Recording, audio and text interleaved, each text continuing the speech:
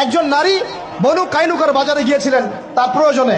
ইহুদি তার শ্লীলতাহানি করেছে, তার সতর খুলে দিয়েছিল একজন ইহুদি।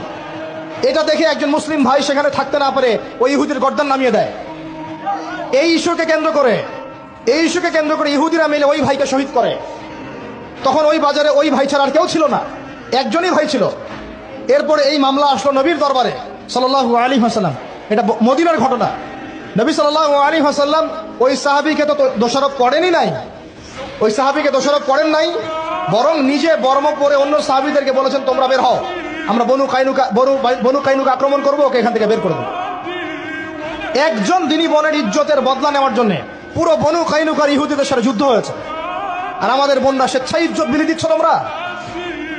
তোমরা হচ্ছে মাটির তলে চলে যাও, তোমাদের বেঁচে থাকার চেয়ে মাটির তলে চলে যাও। তোমরা নিজেরা স্বেচ্ছায় ইজ্জতের বিসর্জন দিচ্ছ।